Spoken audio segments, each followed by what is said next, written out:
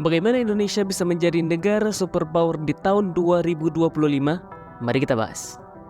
Pertama-tama, untuk menjadi negara superpower, Indonesia perlu mencapai pertumbuhan ekonomi yang stabil dan cepat.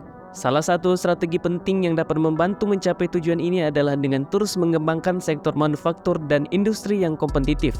Selain itu, Indonesia juga perlu memperkuat sektor pertanian untuk meningkatkan ketergantungan pangan nasional dan produk olahan pertanian. Untuk mencapai tujuan ini, pemerintah Indonesia harus mempercepat reformasi struktural dan lebih efektif dalam mempromosikan investasi asing yang masuk ke Indonesia. Seiring dengan itu, pemerintah dapat memberikan dukungan untuk program-program pelatihan dan peningkatan keterampilan bagi warga Indonesia untuk meningkatkan kompetensi mereka di pasar kerja. Kedua, infrastruktur yang memadai menjadi kunci penting untuk menunjang pertumbuhan ekonomi yang berkelanjutan.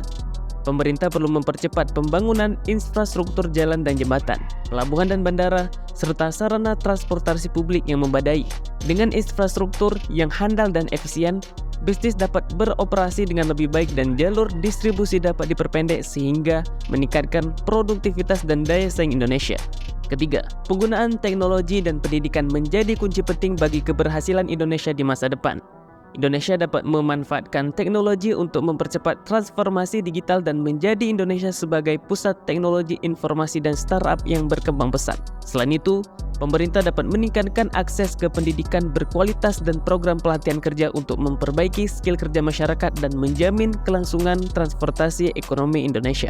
Keempat, kerjasama internasional dan diplomasi juga penting untuk membangun hubungan dengan negara-negara di seluruh dunia dan memperkuat posisi Indonesia di panggung internasional. Pemerintah Indonesia perlu memperkuat kerjasama dengan negara-negara ASEAN dan negara-negara tetangga, serta menjalin hubungan yang positif dan produktif dengan negara-negara yang potensial seperti Amerika Serikat, China, Jepang, dan negara-negara Eropa lainnya.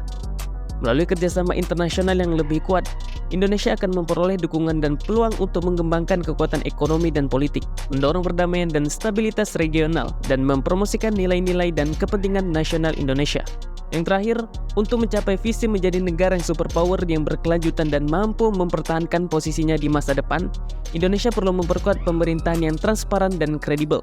Pemerintah harus berkomitmen untuk memberantas korupsi dan menegakkan hukum dengan adil, serta melaksanakan kebijakan yang pro-rakyat dan menghargai pluralisme dalam masyarakat Indonesia. Dalam rangka mencapai tujuan ini, Indonesia dapat memanfaatkan teknologi dan inovasi dalam mengembangkan kebijakan publik dan menjalin hubungan dengan masyarakat dan bisnis dalam negeri.